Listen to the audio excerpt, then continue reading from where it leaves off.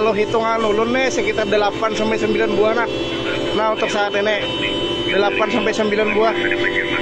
Nah itu yang terbakar. Kawan-kawan secepatnya lah minta bantu lagi untuk penanganan. Secepatnya perlu unit tangki demikian. Nah Mirgas melaporkan.